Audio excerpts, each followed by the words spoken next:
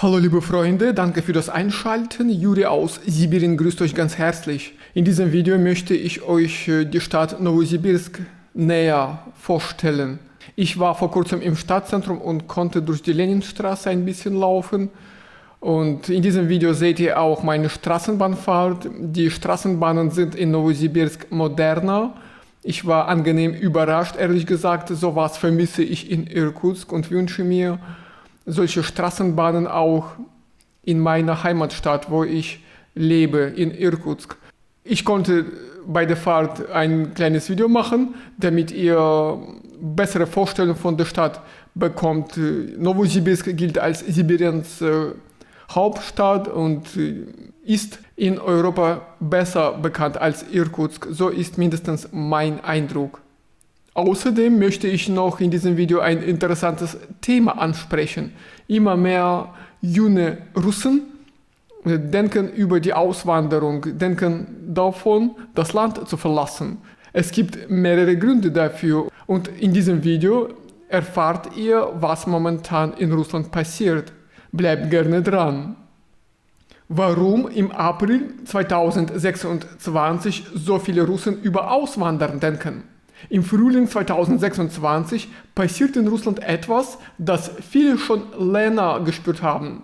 Das Interesse am Auswandern wächst spürbar. So stark wie jetzt war es zuletzt im Herbst 2022, als die Teilmobilisierung angekündigt wurde. Die Zahlen sprechen eine klare Sprache. Immer mehr Menschen suchen im Internet nach Wegen, das Land zu verlassen. Im Januar waren es noch knapp 20.000 Anfragen, im Februar schon mehr und im März sprang die Zahl auf rund 40.000.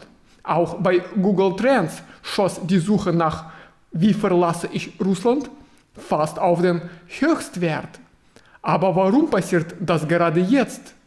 Im Grunde laufen drei große Entwicklungen zusammen und verstärken sich gegenseitig. Erstens, das Internet. Seit Anfang März wird mobiles Internet in Moskau und anderen Regionen immer stärker eingeschränkt. In der Innenstadt funktioniert es teilweise gar nicht mehr und viele Seiten sind nur noch über eine staatliche weiße Liste erreichbar. Selbst Unternehmer und Banker, die sonst eher zurückhaltend sind, sollen intern darum gebeten haben, diese Maßnahmen zu bremsen. Für viele Firmen wird das nämlich zunehmend zur Belastung. Zweitens, die Wirtschaft. Viele Menschen nennen die wirtschaftliche Lage als Hauptgrund für ihre Gedanken ans Auswandern. Steigende Preise, höhere Steuern und das Gefühl, beruflich nicht wirklich voranzukommen. Das trifft vor allem die Mittelschicht und junge Leute. Gleichzeitig wächst die Unzufriedenheit mit der Innenpolitik. Und drittens, das Thema Mobilisierung. Ende März tauchte es plötzlich wieder in öffentlichen Diskussionen auf. Offiziell wurde zwar nichts bestätigt, aber viele Menschen wurden hellhörig. Die Einschränkungen im Internet sehen einige als mögliches Signal, dass sich etwas vorbereitet. Hinzu kommt: Wer eine Einberufung erhält, kann das Land nicht mehr einfach verlassen. Das erhöht den Druck zusätzlich. Wer denkt überhaupt ans Gehen? Auch das hat sich verändert. 2022 sind viele Menschen sehr spontan aufgebrochen, oft innerhalb von 2 Tagen. Heute wirkt das Ganze eher wie ein Pendel. Einige gehen, andere kommen zurück und manche leben zwischen 2 Ländern. Vor allem junge Leute unter 24 planen, im Ausland zu studieren und danach dort zu arbeiten. Aber auch ein kleiner Teil der älteren Generation denkt über einen Neuanfang nach. Besonders flexibel sind Menschen, die ortsunabhängig arbeiten können.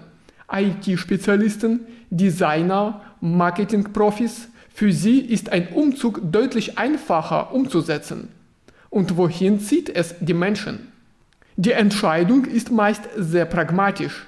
Wie leicht bekommt man ein Visum? Wie teuer ist das Leben? Kommt man mit der Sprache zurecht? Beliebt sind vor allem Länder wie Belarus, Kasachstan, Armenien, Georgien und Serbien. Dort ist die Einreise relativ unkompliziert und vieles fühlt sich vertraut an.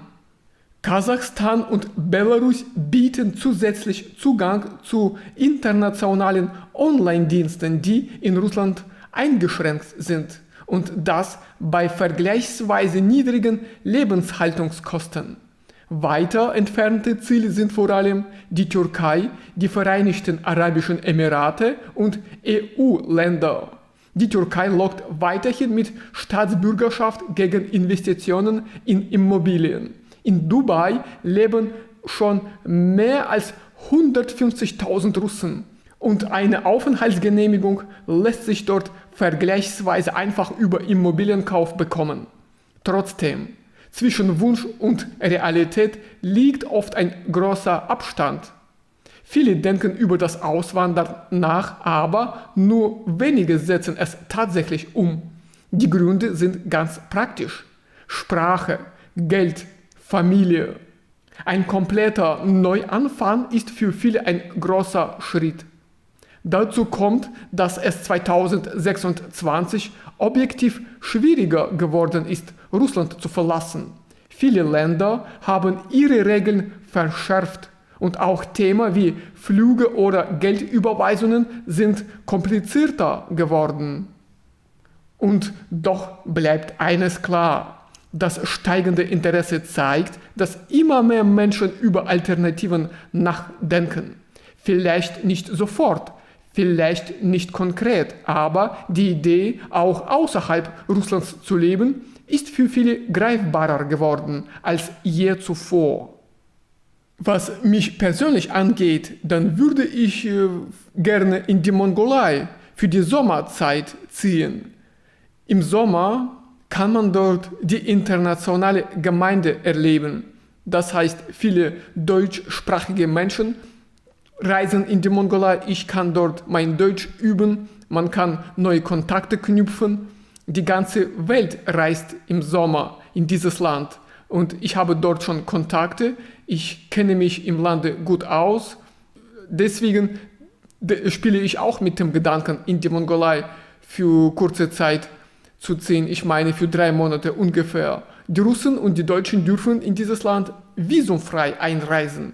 Und dann kann man vor Ort den Aufenthalt noch einmal verlängern lassen. Also die Mongolei ist ein unkompliziertes Land und ich empfehle euch auch, dieses Land mal zu besuchen als Touristen.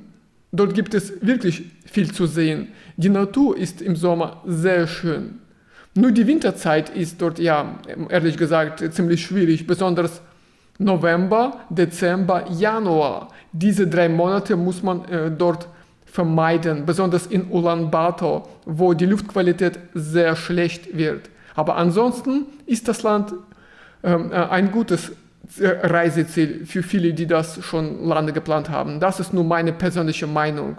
Außerdem kann man von Irkutsk aus nach Ulaanbaatar mit dem Zug leicht fahren. Jede Woche pendelt ein Personenzug bis dahin. Die Zugfahrt dauert 24 Stunden und ein Ticket kostet etwa 130 € für Hinfahrt.